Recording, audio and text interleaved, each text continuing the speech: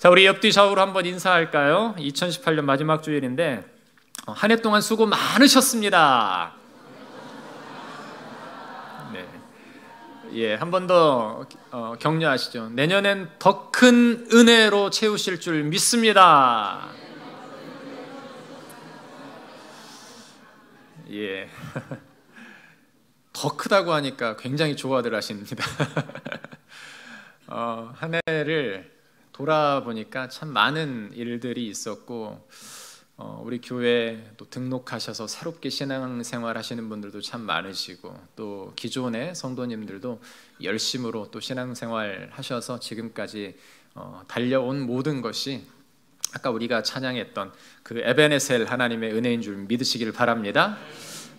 여러분들 올해 부어주셨던 갑절의 은혜와 영광이 내년에도 충만히 임할 줄 믿습니다. 재미있는 이야기가 있습니다. 만약 세계의 인구가 100명이다 라고 생각을 하고 마을을 조성을 한번 해보았습니다. 그렇게 해보니까 재밌는 데이터가 나와요. 52명은 남자고 나머지는 몇 명이에요? 우리 충진교회 성도들은 이렇게 수학도 잘하셔요. 48명이 여자라고 이렇게 구분이 지어진다라고 합니다. 그 중에 33명은 기독교고 19명은 이슬람교, 13명은 힌두교, 6명은 불교, 5명은 나무나 돌, 이 샤머니즘을 숭배하고 나머지 24명은 또 다른 종교를 믿거나 무신론자들로 나누어진다라고 이야기를 합니다. 20명은 영양 상태가 좋고 1명은 굶주리며 15명은 비만이라고 합니다. 20명이 에너지의 80%를 사용하고 80명이 20%, 나머지 20%를 사용합니다. 17명은 깨끗한 물을 마시지 못합니다. 은행에 예금이 있고 지갑에 돈이 있으며 집안 어디엔가 동전이 굴러다닌다면 이 당신은 상위 8명 중에 한 사람이 된다라고 말합니다. 차를 갖고 있다면 당신은 상위 7명이 된다라고 해요. 대학교 교육을 받은 사람은 1명이고 컴퓨터를 갖고 있는 사람은 2명입니다. 그러나 14명은 문자를 읽을 수가 없습니다. 체포와 고문과 죽음 등을 두려워하지 않고 신념에 따라 말하거나 행동할 수 있다면 당신은 48명보다 분명히 행운하다라는 이런 이야기가 있습니다. 여러분들 100명 중에 내가 몇 명 정도에 속할 것이라고 생각을 합니까? 아마 머릿속에서 지금 계산이 다 나오셨을 거예요. 여러 가지 것들. 아마 대부분 나는 상위 8명 이상이 되네라고 아마 다 판단을 하셨을 겁니다. 맞으시죠? 나는 10등 이하로 넘어가 본 적이 없다라고 자존감을 세우시는 분들, 한국 사람들은 어느 누구나 다 상위 8% 이상에 들 수 있다는 것이에요. 이것은 무엇을 반증하고 있는 이야기일까요?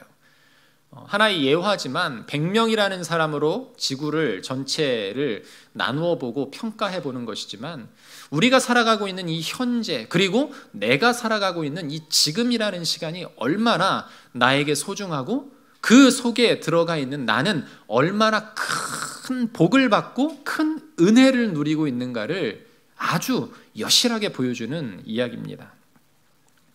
120년 전만 아니라 70년 전만 해도 여러분들 우리나라의 사정들은 어땠을까요?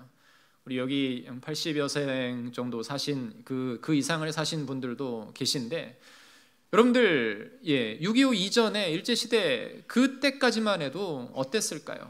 우리의 삶은 상위 10%, 20%, 30%? 아니죠. 50%도 채 올라서지 못하는 그런 삶을 살 수밖에 없었습니다. 그럼에도 지금은 어떻습니까? 우리가 바라고 원하는 것들, 우리가 생각하는 것들이 지금 모든 것들이 현실이 되는 그런 상황 속에 살아가고 있다는 것이죠. 여러분, 이것이 나의 노력과 나의 의지와 내 능력만으로 이루어진 것일까요? 아니죠. 온전히 하나님의 은혜임을 우리는 믿어야 됩니다. 이런 내용을 토대로 오늘 본문 말씀을 좀 한번 보았으면 좋겠습니다. 오늘 본문은 구약 속의 복음이다라는 말로서 이야기를 불리는 말씀입니다. 이 말씀은 특별한 해석이 없어도 너무나 큰 복음의 은혜가 충만한 말씀이에요. 뭐라고 말씀하십니까? 야곱아 너를 창조하신 여호와가 말씀하신다. 이스라엘아 너를 지으신 이가 말씀하신다. 너는 두려워 말라. 놀라지 말라. 내가 너를 지명하여 구속하였고 내가 너를 지명하여 불렀나니 너는 내 것이라 라고 주님께서 우리에게 약속하신 말씀입니다. 하나님께서는 우리를 하나님의 저주와 심판의 자리에서 빼내셨어요.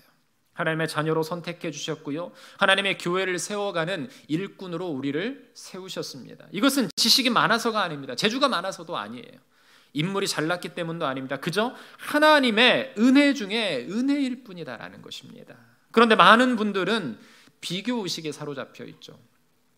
사람이 비교의식에 사로잡히면 교만하게 살거나 비굴하게 살아갑니다. 그런데 오늘 말씀을 보면 우리 하나님은 택하신 백성들을 구속하시고 보호하심의 약속을 확증하고 계신다는 것을 알 수가 있어요. 특별히 오늘 본문은 하나님께서 이스라엘에게 무조건적인 은혜를 베푸시는데 그 은혜를 베푸시는데 조건이 없다는 것을 우리에게 말하고 있다는 것입니다. 이스라엘을 부르시고 회복시키시는 이유를 밝히고 계십니다. 어떤 조건이 갖추어져서가 아니라 이스라엘 백성을 하나님께서 일방적으로 사랑하셨다는 것이에요. 하나님께서 이사야 선지자를 통해서 이 선민인 이스라엘을 향한 하나님의 구속의 사랑을 바로 그렇게 말씀하고 계십니다. 오늘 본문 중에 중요한 표현들이 참 많이 나옵니다. 내가 너를 지었다. 너는 두려워 말아라. 내가 너를 구속하였다. 내가 너를 지명하여 불렀다. 너는 내 것이다. 물이 너를 침몰치 못하고 불이 너를 사르지도 못하고 너는 나의 보배롭고 존귀한 자고 내가 너를 사랑하고 내가 너와 함께 하니 두려워 말라. 이 성경의 내용에 찬양이 있어요. 그래서 제가 예배 후에 부를까 하다가 이거는 한번 이 말씀과 한번 여러분들 잘 한번 생각해 보시면서 한번 들어보셨으면 하는 바람으로 찬송을 한번 준비해 봤는데요. 가사를 한번 성경의 가사에 이거 한번 띄워줘 보시겠어요? 그 성경 말씀을 그대로 띄워주시면 될 것 같습니다.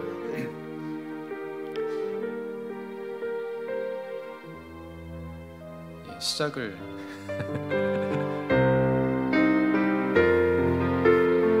가사를 잘 들어보세요. 두려워 말라. 내가 너를 구속하였고 너를 지명하여 불렀나니 너는 내 것이라.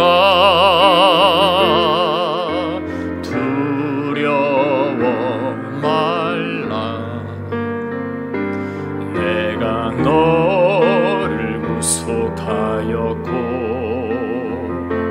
너를 지명하여 불렀나니 너는 내 것이라. 내가 불 가운데로 지날 때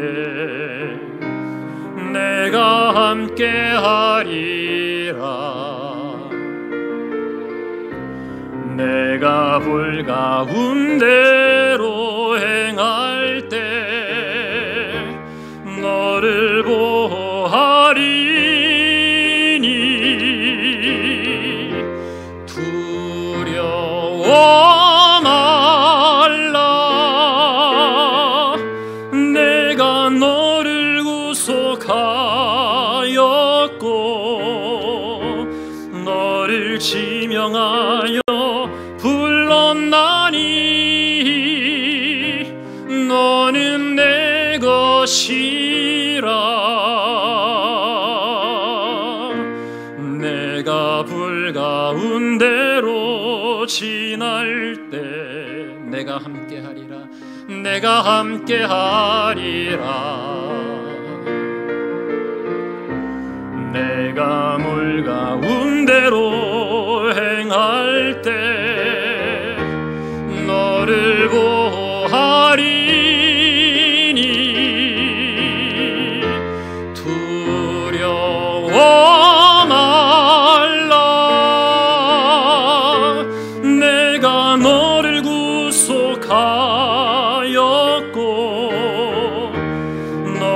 너를 지명하여 불렀나니 너는 내 것이라. 아멘. 우리 하나님께서는 나를 지명하여, 너를 지명하여, 여러분을 지명하여 부르셨다라는 것이에요. 우리가 기억해야 할 것은 이 같은 놀라운 사랑은 이스라엘 백성들뿐만 아니라 예수님의 그 십자가의 구속의 은혜를 받은 우리들에게도 똑같이 주어진 사랑이다라는 사실, 여러분들 그것을 믿으시기를 바랍니다. 그렇다면 오늘 하나님은 본문 속에서 우리에게 무엇을, 뻔한 내용이고 아주 귀한 내용이지만 무엇을 다시 한번 강조하고 계시는가? 첫 번째 보면은요, 여호와께서 너는 내 것이다 라고 말씀을 하고 계세요. 본문의 1절을 보면은요, 야곱아 너를 창조하신 여호와께서 지금 말씀하시느니라, 이스라엘아 너를 지으신 이가 말씀하시니라, 너는 두려워 말라, 내가 너를 구속하였고 내가 너를 지명하여 불렀나니 너는 내 것이라. 아멘. 이 말씀은 이스라엘 백성들에게 있어서 여호와 하나님이 어떤 분이신지를 알게 하는 본문이에요. 또한 하나님께 있어서 이스라엘은 어떤 존재인가를 분명하게 말씀을 해주는 본문입니다. 여기서 내 것이라는 말씀은 무엇을 의미합니까? 내가 너의 주인으로서 너의 모든 것을 내가 책임진다라는 것이에요. 여러분, 요즘 가정들마다 이 강아지들을 많이 키우시죠. 또 어떤 가정은 고양이를 키우는 가정도 있습니다. 인생의 또 다른 동반자라는 의미로 이 반려견이라는 의미를 사용하고 있죠. 그런데 동물 한 마리를 키우더라도 책임감이 없으면 여러분 절대 키울 수가 없습니다. 많은 가정들을 신방 다니다 보니까 이런 고충을 토로하시는 분들도 계시더라고요. 신방을 하면은요, 강아지를 한쪽에다 잘 모셔놔야 되는데 자연스럽게 풀어놔서 말씀 막 전하고 기도 전하고 있는데 강아지가 와가지고 제 손을 막 핥기도 하고요. 그런 웃지 못할 상황들도 있습니다. 그런데 그런 어떤 가정에 갔더니 이런 고민을 토로를 하시더라고요. 목사님, 제가 다음 달에 해외여행이 준비되어 있는데 가야 될지 안 가야 될지 지금 굉장히 고민입니다. 다음 달에 특세도 준비되어 있는데 저는 이제 그것 때문에 고민을 하고 있구나 생각을 딱 하고 어떤 권면의 말씀을 드릴까 딱 생각을 하고 있는데 이렇게 말씀을 하시는 거죠. 우리 예쁜이를 맡길 데가 없어요. 여러분, 책임질 수 있으면 키우시기를 바랍니다. 아멘? 요즘은 강아지 호텔들도 부산에 가니까 강아지 호텔이라고 여러 곳에 많이 만들어 놓은 곳을 봤는데 무엇인가를 책임질 수 있어야 된다는 것이에요. 강아지 한마디로 책임지지 못하면서 내 신앙을 주님 앞에 맡길 수 있다? 여러분, 쉽지 않은 것이죠. 자녀에 대한 책임도 마찬가지입니다. 그런데 우리 하나님은 더 하십니다. 이스라엘 백성은 70년 동안 바벨론의 포로 생활을 해야 했습니다. 오랜 세월 포로 생활을 하다 보니까 현실에 안주하는 모습들이 있었어요. 하나님의 백성으로서 거룩한 선민이라는 이 자의식을 점점 잃어버리고 있었다라는 것입니다. 이스라엘 백성들이 이방 문화에 자연스럽게 동화되어 가고요, 이방 종교의 우상 속에서 혼합주의 형태로 빠져가고 있다라는 것이에요. 이런 절망적인 상황에서 하나님은 이사야 선지자를 통해서 이렇게 말씀하시죠. 이스라엘아 너를 지으신 이가 말씀하시느니라, 너는 두려워 말라, 내가 너를 구속하였고 내가 너를 지명하여 불렀나니 너는 내 것이라. 아멘.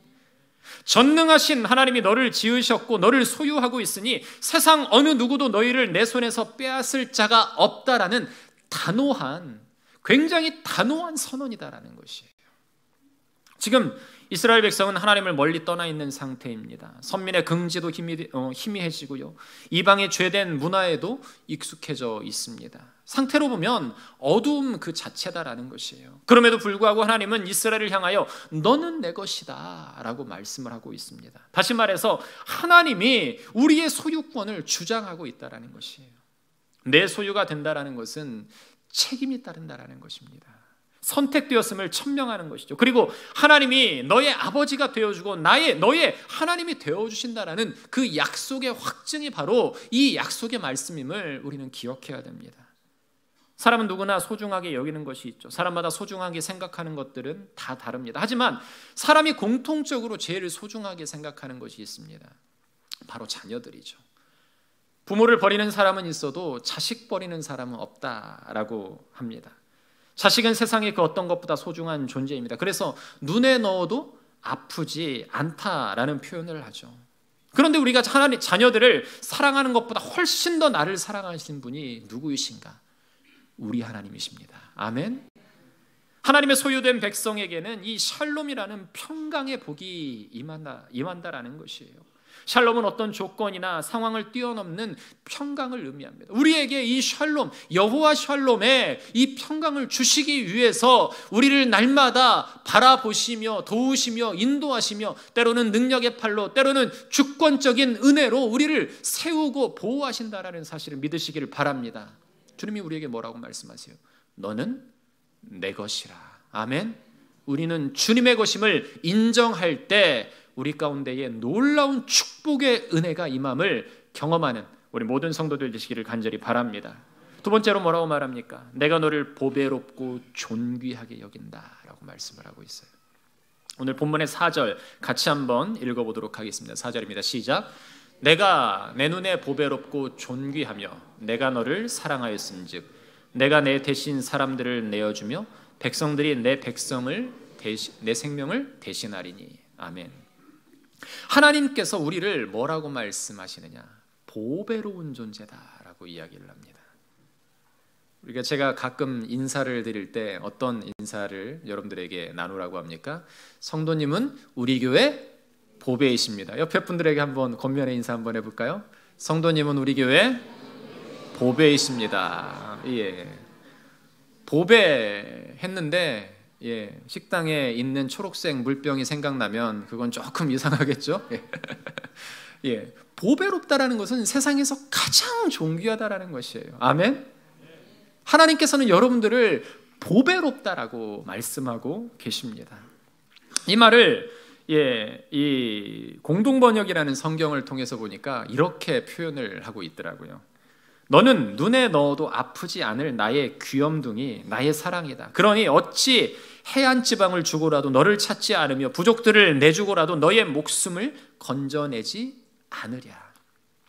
식구적인 표현으로 좀 말을 풀어놓은 성경이지만 여러분들 굉장히 의미가 있습니다. 우리를 어떤 존재로 보고 계시는가? 귀여운 자녀, 더 나아가 나의 사랑이다 라고 말씀을 하고 계세요. 제가 저희 둘째 아들을 부를 때에 뭐라고 부르냐면은 귀염둥이라고 부릅니다. 땡깡은 엄청 세상의 그 어떤 악질, 악덕업자보다도 더 심하게 부리지만 그 아이가 하는 모습들은요, 사랑스러울 수밖에 없어요. 막 울다가도 이 아빠 곁에 와서 막 재롱을 피우고 막 그 뽀뽀를 하고 그러면은요, 여러분 전신 뽀뽀를 한번 받아본 적이 있으십니까? 발끝부터 머리끝까지 뽀뽀를 하기 시작하면은요, 이 아내는 저리 가라 싶을 정도로 사랑할 수밖에 없다라는 거예요. 하나님은 우리를 뭐라고 표현하시는가? 나의 귀염둥이라고 표현을 하세요. 여러분 눈에 넣어 아프지 않을 존재다라는 것이죠. 아이들을 보면 얼마나 귀엽고 사랑스러운지 모릅니다. 하나님은 우리를 그렇게 생각하고 계신다라는 것이죠. 예수와 인간화라는 책을 보면 이런 말이 있습니다. 사람이 산다는 것은 존재한다는 것이다. 우리의 존재는 소유로서 구성되어 있다. 존재는 곧 소유다. 존재가 곧 소유이고 소유가 곧 존재이다. 소유와 존재를 별개의 것으로 보고 생각할 수 없다라는 것입니다.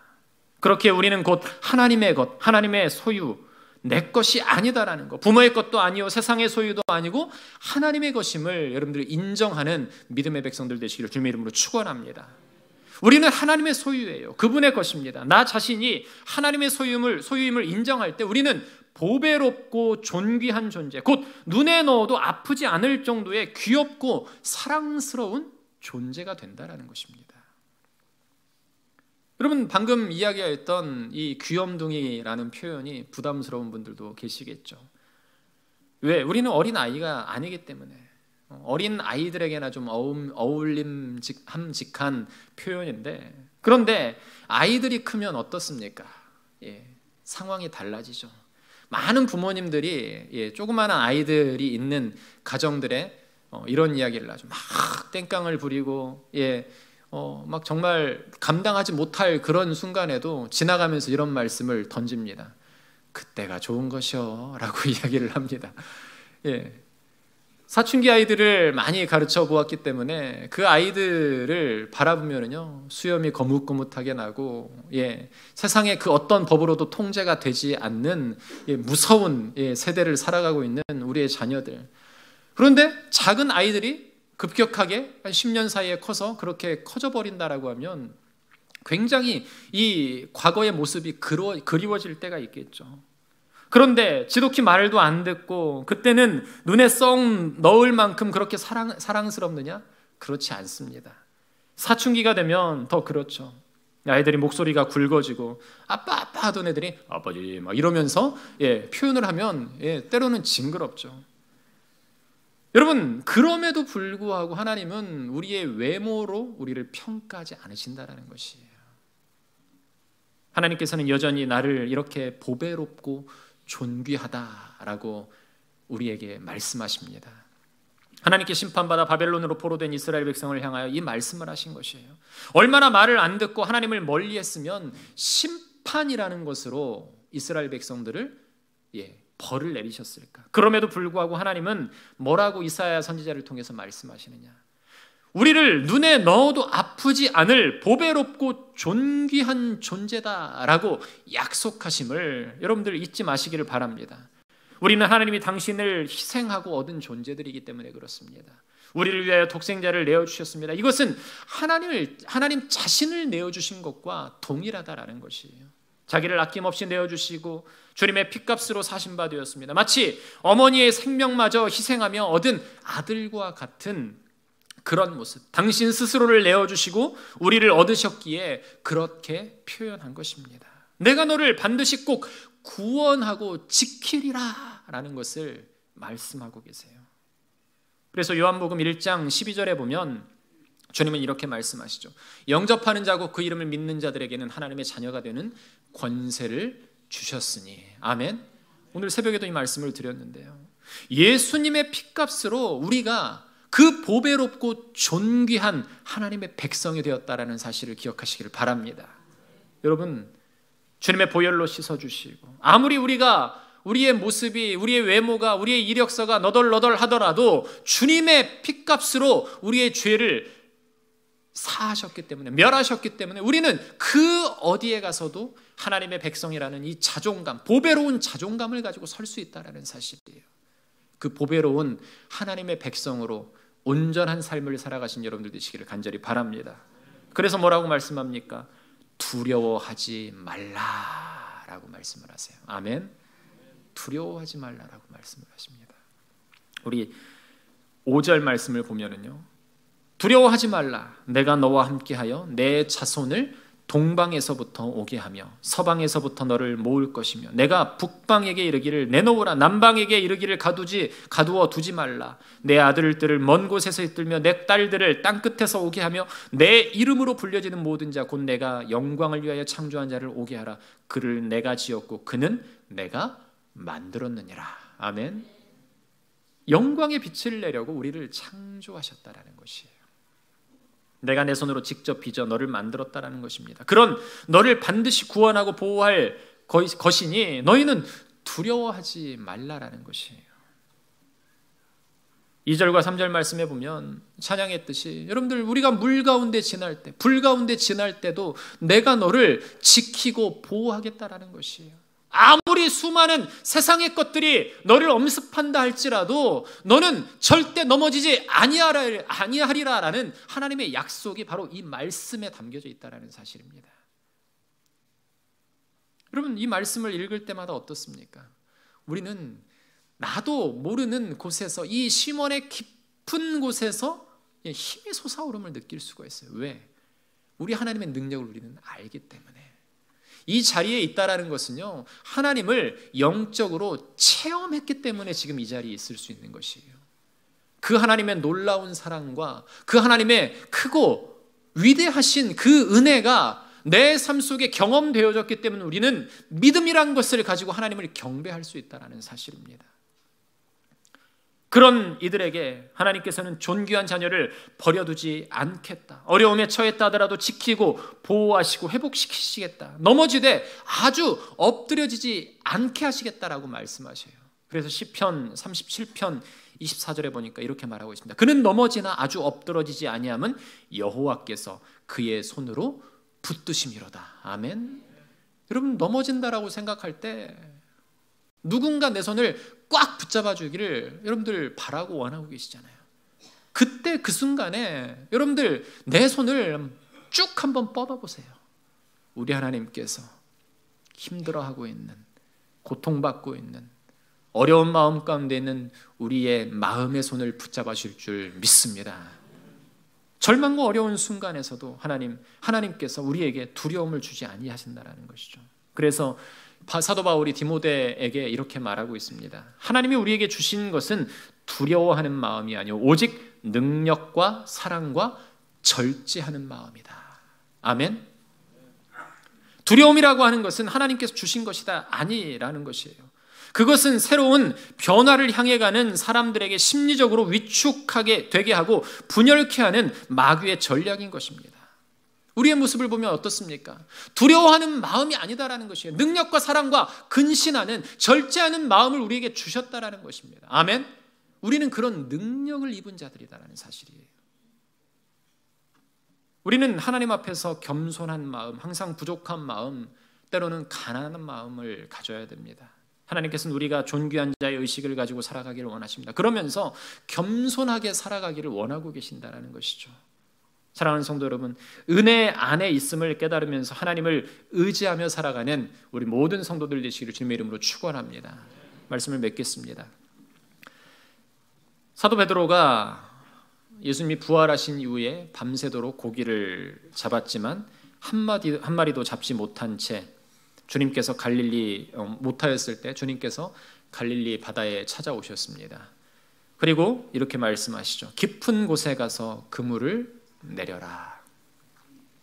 그런데 그때 사도 바울은 어땠습니까? 순종했다라고 이야기를 합니다. 저들은 밤새 한 마리도 잡지 못했지만 주님의 말씀대로 순종할 때 그물이 찢어지도록 153마리의 물고기를 잡았다라고 우리가 지난 금요일 날 우리 재직들 말씀 들으셨잖아요. 그 순간 베드로는 주님 앞에 자신이 얼마나 미미하고 부족한 존재인지를 고백합니다. 뭐라고 고백합니까? 주여, 죄인으로소이다.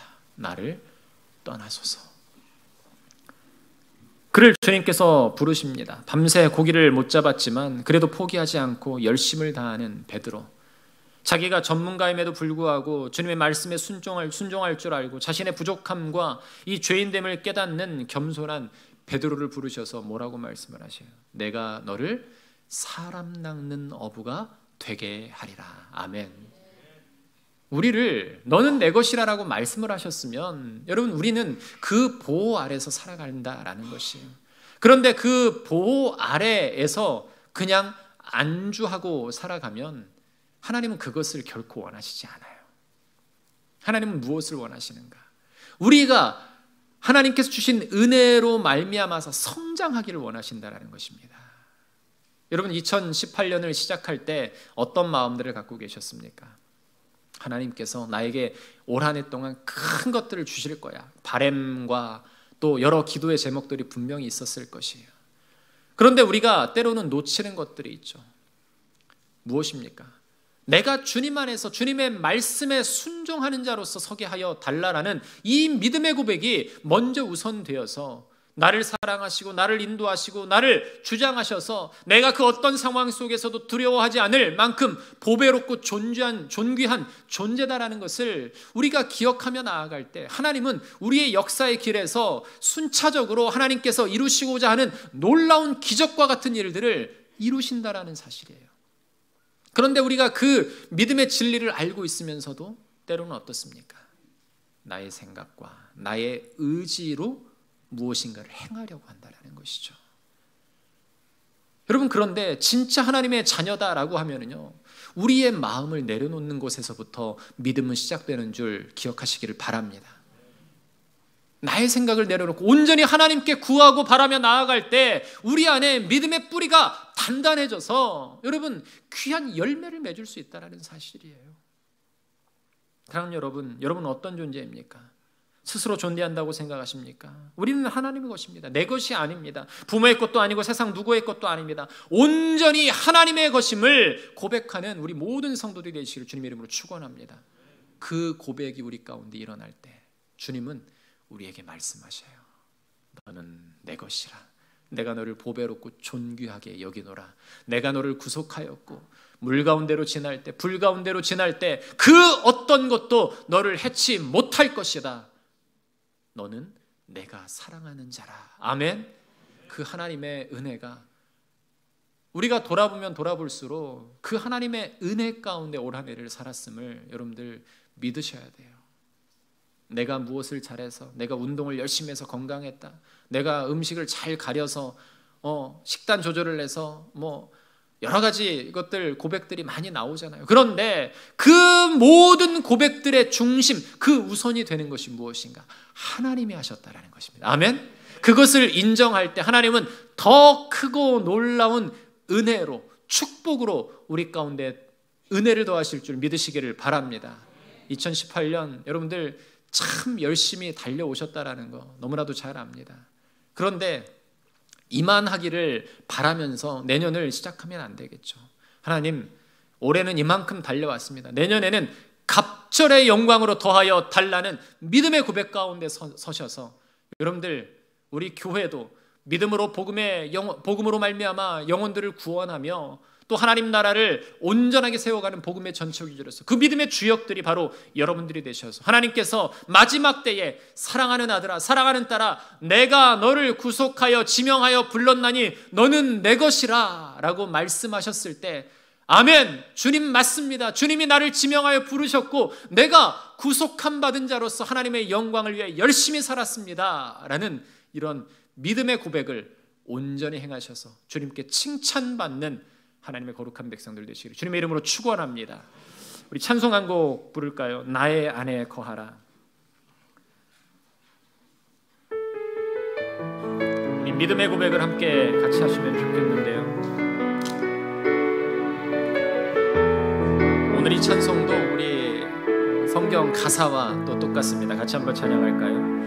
나의 안에 거하라. 나는 내 하나님이니 모든 환난 가운데 너를 지키는 자라. 두려워하지 말라.